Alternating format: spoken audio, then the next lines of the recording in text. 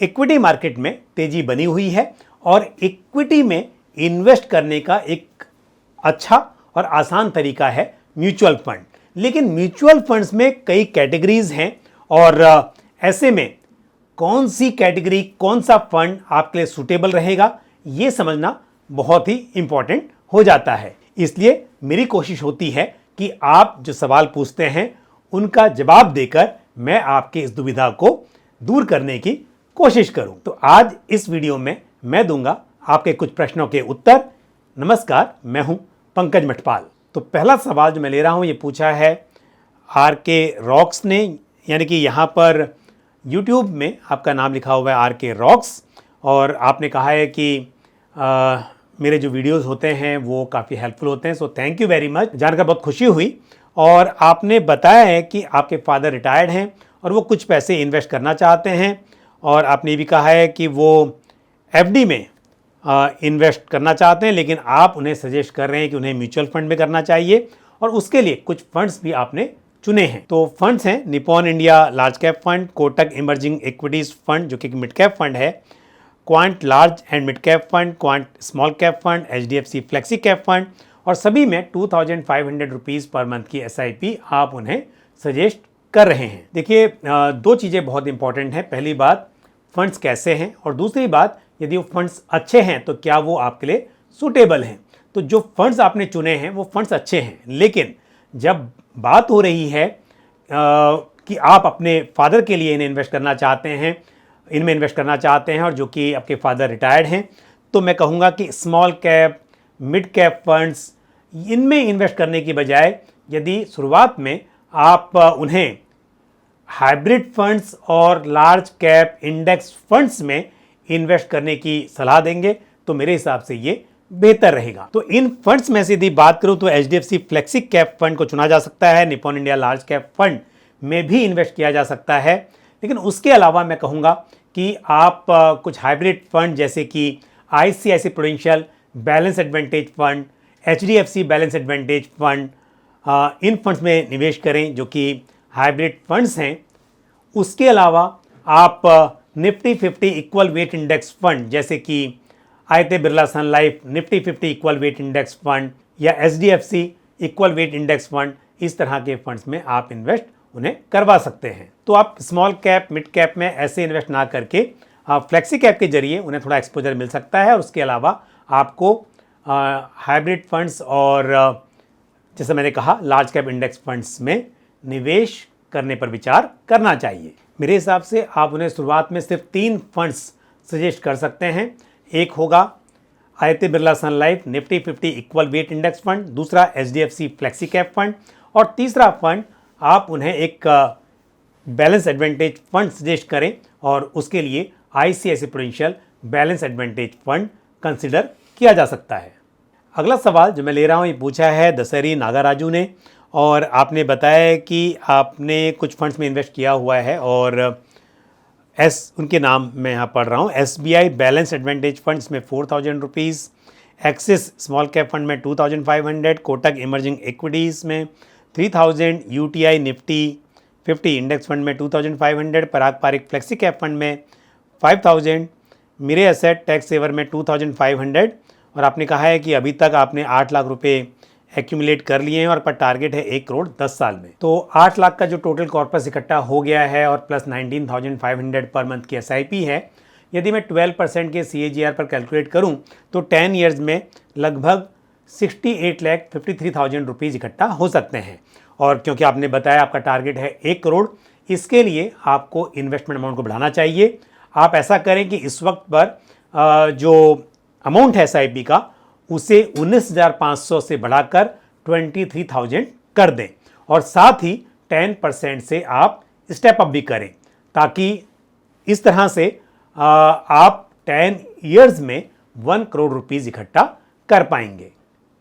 और वैसे यदि रिटर्न्स 12% से अधिक मिले तो आप उससे पहले भी 1 करोड़ रुपये इकट्ठा कर सकते हैं, या फिर 10 साल में 1 करोड़ से ज़्यादा अमाउंट इकट्ठा कर पाएंगे। लेकिन हम थोड़ा सा कंजर्वेटिव साइड में या रियलिस्टिक अप्रोच रखें तो 12% के CAGR पर कैलकुलेट करके हम चल रहे हैं, और मेरे हिसाब से आपको SIP अमाउंट को बढ़ाना चाहिए यदि ये आपके लिए संभव हो। जहाँ तक बात है फंड्स की, तो आपने अच्छे फंड्स लिए हुए हैं। आपके पास में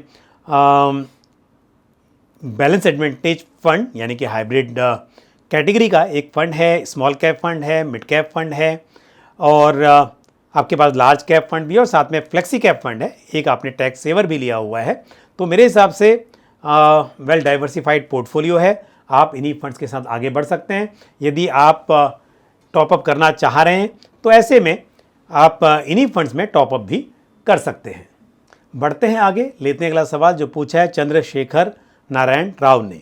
चंद्रशेखर जी, आपने बताया कि आपकी डॉटर 25 इयर्स ओल्ड हैं और वो पिछले 1.5 इयर्स से म्यूचुअल फंड्स में इन्वेस्ट कर रही हैं। साथ ही आपने कहा है कि आप रेगुलरली मेरे वीडियोस देखते हैं, तो इसके लिए आपका बहुत बहुत धन्यवाद। और आपने स्कीम के नाम बताएं जहां पर 2500 पर मंथ की SIP आपकी डॉटर कर रही हैं।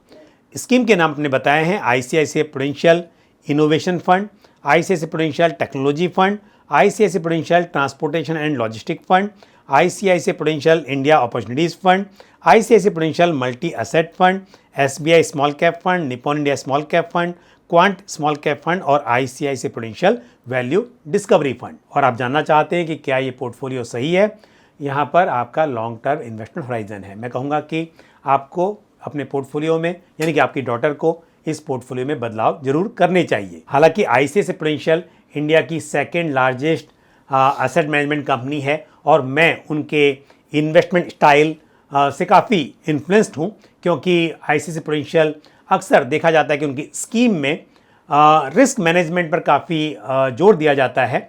लेकिन फिर भी मैं कहूँगा कि आपको एक ही फंड हाउस की बहुत सारी स्कीम में इन्वेस्ट नहीं करना चाहिए।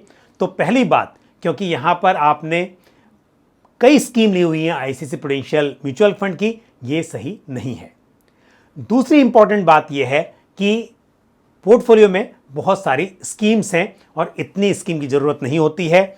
आपको 4-5 स्कीम ही पोर्टफोलियो में रखनी चाहिए। तीसरी इंपॉर्टेंट बात यह है कि यहाँ पर बहुत सारे सेक्टोरल और थीमेटिक फंड लिए गए हैं। जब तक किसी इन्वेस्टर को ये बात ना पता हो कि कौन सा सेक्टर या कौन सी थीम ब्रॉडर मार्केट को आउट परफॉर्म कर सकती है, तब तक थीमेटिक या सेक्टरल फंड के बारे में नहीं सोचना चाहिए। आपको डाइवर्सिफाइड फंड्स में इन्वेस्ट करना चाहिए। ये थीमेटिक फंड्स या सेक्टरल फंड्स उन इन्वेस्टर्स के लिए सूटेबल होते हैं जो जानते हैं कि ये थीम या ये सेक्टर्स ब्रॉडर मार्केट को आउट परफॉर्म कर सकती हैं। और ये कभी कभी होता है, यानी कि हर थीम हमेशा एक जैसा परफॉर्म नहीं करेगी। तो जिस वक्त पर आपको लगता है कि ये थीम बेटर परफॉर्म कर सकती है, जैसे कि हमने देखा डिफेंस थीम, तो HDFC डिफेंस फंड जब से लॉन्च हुआ उसने बहुत अच्छा प्रदर्शन किया, क्योंकि ये वक्त था या वक्त है जब डिफेंस ब्रॉडर मार्केट को आउट परफॉर्म कर रही है। बट इसका मतलब ये नहीं है कि हमेशा यही थीम अच्छा परफॉर्म करेगी। तो जब वो थीम अच्छा परफॉर्म करने वाली हो या कोई सेक्टर अच्छा परफॉर्म करने वाला हो, उस वक्त पर उसमें इन्वेस्ट करना चाहिए, यानी कि शुरुआत में।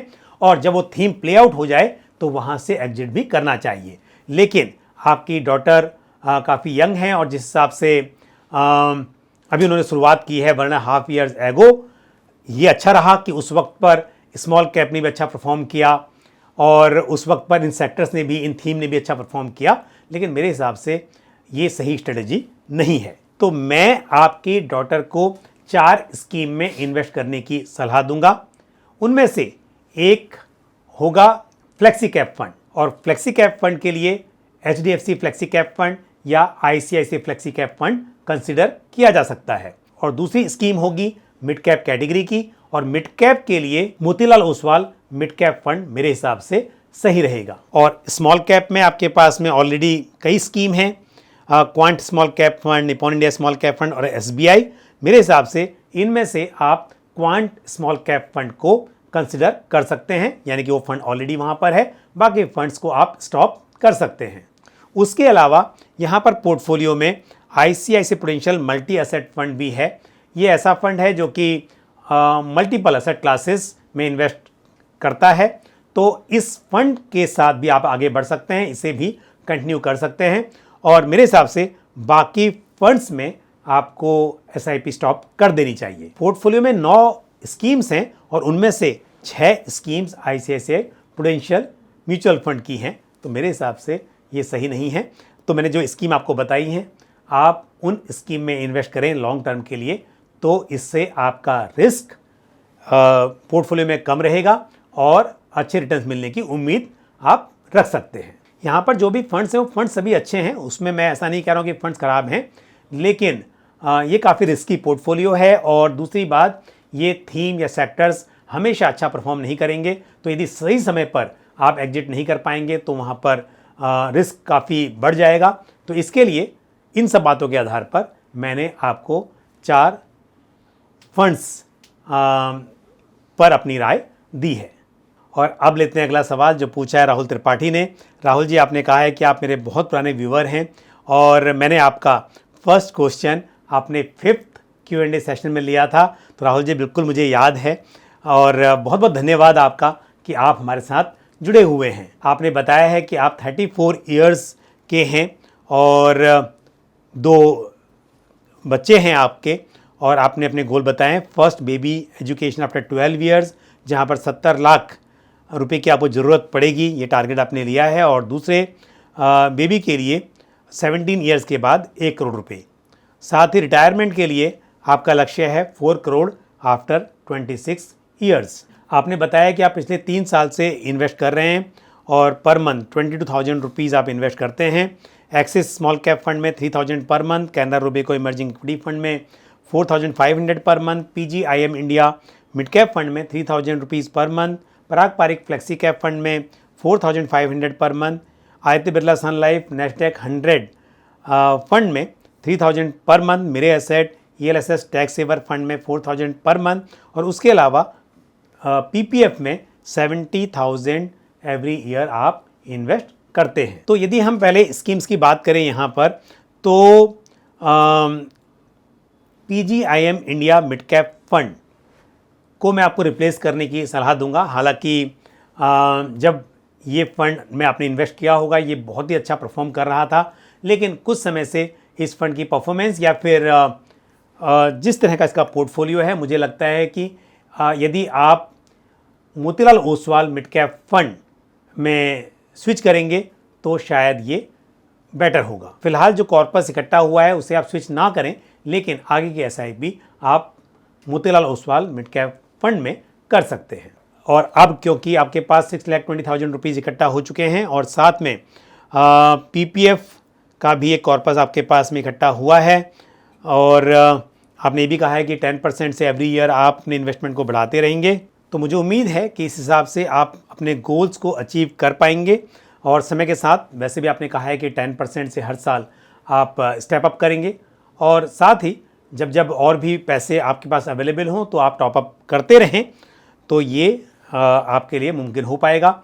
और आपने हालांकि टारगेट लिया है 4 करोड़ का, आज से 26 ईयर्स के बाद मुझे लगता है कि आप कुछ टारगेट को बढ़ाना भी पड़ सकता है।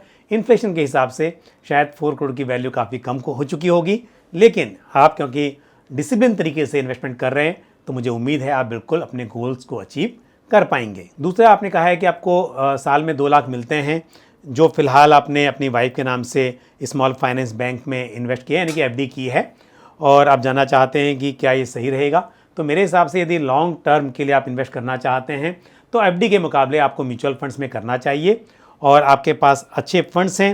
आप इन पैसों को भी इन्हीं स्कीम में इन्वेस्ट कर सकते हैं। आप अपने नाम से करें या अपनी वाइफ के नाम से करें, वो आप तय कर सकते हैं, लेकिन आपके पास अच्छे फंड्स हैं तो मुझे लगता है कि आपको म्यूचुअल फंड्स में इन्वेस्ट करना चाहिए। जैसे कि आपके पास पराग पारिक फ्लेक्सी कैप फंड है, उसमें आप इन पैसों को इन्वेस्ट कर सकते हैं। तो पोर्टफोलियो अच्छा है। एक स्कीम में मैंने बदलाव की सलाह दी है, और साथ ही जो 2 लाख की आप बात कर रहे हैं उसके लिए यदि आप अपनी वाइफ के नाम से इन्वेस्ट करना चाहते हैं तो आप जैसे कि पराग पारिक फ्लेक्सी कैप फंड, वो तो अच्छा रहेगा ही, और उसके अलावा जो फंड्स आपके पास हैं उनमें से ही कुछ फंड आप सेलेक्ट कर सकते हैं। क्योंकि लंबे वक्त की बात हो रही है तो ऐसे में मिड कैप फंड भी ऐड किया जा सकता है, और मैंने क्योंकि आपको एक नया फंड सजेस्ट किया है, उसमें आप इन्वेस्ट कर सकते हैं। ये मेरे हिसाब से अच्छा रहेगा। और अब लेते हैं आज का आखिरी सवाल जो पूछा है कमलेश साहू ने। कमलेश जी, आपने बताया कि आप सेंट्रल गवर्नमेंट के एम्प्लॉई हैं, 37 ईयर्स आपकी एज है और आपने कुछ फंड्स में SIP की हुई है और ये फंड्स हैं Motilal Oswal tax saver fund जिसमें 2000 रुपीज़ पर मंथ की SIP कर रहे हैं। 2019 से आपने शुरुआत की है। Motilal Oswal flexi cap fund उसमें 2000 रुपीज़, मेरे asset large and mid cap fund में 2000, Nippon India multi cap fund में 2000 और एक्सिस स्मॉल कैप फंड में 2000 रुपीज़ पर मंथ। 19 में आपने पहला फंड लिया था, उसके बाद में आपने 2020 में 22 में इस तरह से और फंड्स ऐड किए हैं और आपका टारगेट है 28 years from the first investment which is year 2019, यानी कि 19 से हम 24 की बात करें तो 5 साल हो गए हैं और वहाँ से 28 यानी कि 5 कम करें तो 23 साल के बाद आपको 1.5 लाख रुपए हर महीने चाहिए और जो समय के साथ बढ़ने भी चाहिए। बट मेरे हिसाब से आज से 23 साल के बाद 1.5 लाख रुपए काफ़ी नहीं रहेंगे आपके रिटायरमेंट के लिए।